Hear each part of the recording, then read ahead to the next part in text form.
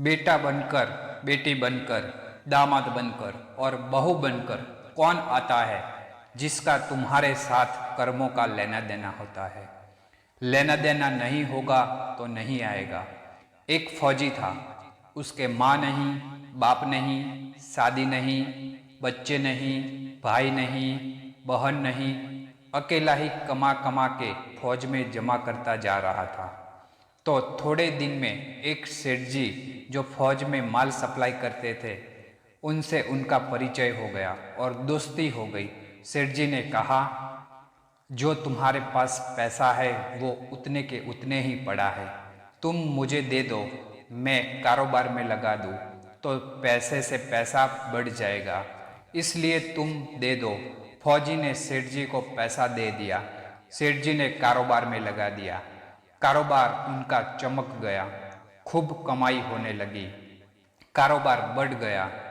थोड़े ही दिन में लड़ाई लग गई। लड़ाई में फौजी घोड़ी पर चढ़कर लड़ने गया। घोड़ी इतनी बदतमीज थी कि जितनी जोर जोर से लगाम खींचे उतने ही तेज भागे। खींचते खींचते उसके गलफर तक कट गई, लेकिन वो दौड़कर दुश्मनों के गोल में जाकर खड़ी हो गई।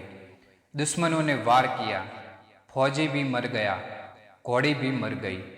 अब सेठ जी को मालूम हुआ कि फौजी मर गया तो सेठ जी बहुत खुश हुए कि उसका कोई वारिस तो है नहीं। अब ये पैसा देना किसको? अब मेरे पास पैसा भी हो गया, कारोबार भी चमक गया, लेने वाला भी नहीं रहा। तो सेठ जी बहुत खुश हुए। तब तक कुछ ही दिन में के बाद सेठ जी के घर में लड़का पैदा हो गया। अब सेठ जी और खुश कि भगवान की बड़ी दया है, खूब पैसा भी हो गया, कारोबार भी हो गया, लड़का भी हो गया, लेने वाला भी मर गया। सेठ जी बहुत खुश। वो लड़का होशियार था, पढ़ने में समझदार था। सेठ जी ने उसे पढ़ाया लिखाया। जब वह पढ़ लिख कर बड़ा हो गया तो सोचा कि अब ये कारोबार संभाल लेगा। चलो अब इसकी शादी कर दे। शादी करते ही घर में आ गई बहू रानी, दुल्हन आ गई। अब उसने सोचा कि चलो बच्चे की शादी हो गई, अब कारोबार संभाल लेगा। लेकिन कुछ दिन में बच्चे की तबीयत खराब हो गई। अब सेठ जी डॉक्टर के पास, हकीम के पास, वैद्य के पास दौड़ रहे हैं। वैद्य जी जो दे रहे हैं दवा, खिला रहे हैं और दवा असर नहीं कर रही, बीमारी बढ़ती ही जा रही, पैसा बर्बाद हो रहा है और बीमारी बढ़ती ही जा रही है। रोग कट नहीं रहा, पैसा खूब लग रहा है। अंत में डॉक्टर ने कह दिया कि ला इलाज मर्ज हो गया, इसको अब असाध्य रोग हो गया है, ये बच्चा 2 दिन में ही मर जाएगा। डॉक्टरों के जवाब देने पर सेठ जी नाराज होकर बच्चे को लेकर रोते हुए आ रहे थे। रास्ते में एक आदमी मिला। कहा, अरे सेठ जी, क्या हुआ, बहुत दुखी लग रहे हो? सेठ जी ने कहा, ये बच्चा जवान था, हमने सोचा बुढ़ापे में मदद करेगा, अब ये बीमार हो गया।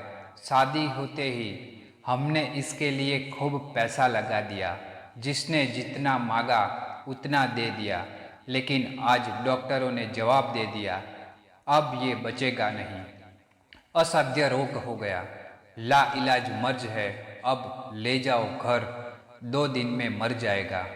आदमी ने कहा, अरे सेठ जी, तुम क्यों दिल छोड़ रहे हो? मेरे पड़ोस में वैद्य जी दवा देते हैं, 2 आने की पुड़िया खाकर मुर्दा भी उठकर खड़ा हो जाता है। जल्दी से तुम वैद्य जी की दवा ले आओ। सेठ जी दौड़ कर गए, 2 आने की पुड़िया ले आए और पैसा दे दिया। पुड़िया ले आए, बच्चे को खिलाया। बच्चा पुड़िया खाते ही मर गया। बच्चा मर गया। अब सेठ जी रो रहे हैं, सेठानी भी रो रही है और घर में बहू रानी और पूरा गांव भी रो रहा। गांव में शोर मच गया कि बहू रानी सेठ की कमर जवानी में टूट गई। सब लोग रो रहे हैं। तब तक एक महात्मा जी आ गए। उन्होंने कहा, भाई क्यों रोना धोना। लोग बोले, इस सेठ का ही एक ही जवान लड़का था, वो भी मर गया, इसलिए सब लोग रो रहे हैं, सब दुखी हो रहे हैं। महात्मा बोले, सेठ जी रोना क्यों। सेठ, महाराज जिसका जवान बेटा मर जाए वो रोएगा नहीं तो क्या करेगा। महात्मा, तो आपको क्यों रोना। सेठ, मेरा बेटा मरा तो और किसको रोना। महात्मा, और उस दिन तो आप बड़े खुश थे। सेठ, किस दिन। महात्मा, फौजी ने जिस दिन पैसा दिया था। सेठ, हाँ, कारोबार के लिए पैसा मिला था तो खुशी तो थी। महात्मा, और उस दिन जो आपकी खुशी का ठिकाना ही नहीं था।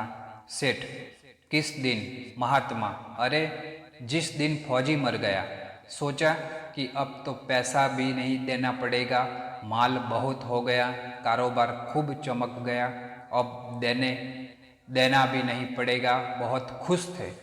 सेठ, हाँ महाराज, खुश तो था। महात्मा, और उस दिन जो आपकी खुशी का ठिकाना ही न था, पता नहीं कितनी मिठाइयाँ बट गई। सेठ, किस दिन। महात्मा, अरे जिस दिन लड़का पैदा हुआ था। सेठ, महाराज लड़का पैदा होता है तो सब खुश होते हैं, मैं भी हो गया तो क्या बात। महात्मा, उस दिन तो खुशी से आपके पैर जमीन पर नहीं पड़ते थे। सेठ, किस दिन। महात्मा, अरे जिस दिन बेटा ब्याहने जा रहे थे। सेठ, महाराज बेटा ब्याहने जाता है तो हर आदमी खुश होता है, तो मैं भी खुश हो गया।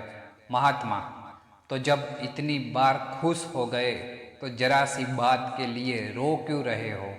सेठ, महाराज ये जरा सी बात है, जवान बेटा मर गया, ये जरा सी बात है। महात्मा, अरे सेठ जी, वही फौजी पैसा लेने के लिए बेटा बनकर आ गया, पढ़ने में, लिखने में, खाने में, पहनने में और शौक में, श्रृंगार में जितना लगाना था लगाया, शादी ब्याह में सब लग गया और ब्याज दर ब्याज लगाकर डॉक्टर को दिलवा दिया। अब जब 2 आने पैसे बच गए वो भी वैद्य जी को दिलवा दिए और पुड़िया खाकर चल दिया। अब कर्मों का लेना देना पूरा हुआ। सेठ जी ने कहा, हमारे साथ तो कर्मों का लेन देन था, चलो हमारे साथ तो जो हुआ सो हुआ, लेकिन वो जवान बहुरानी घर में रो रही है, जवानी में उसको धोखा देकर विधवा बनाकर चला गया, उसका क्या जुर्म था कि उसके साथ ऐसा गुनाह किया।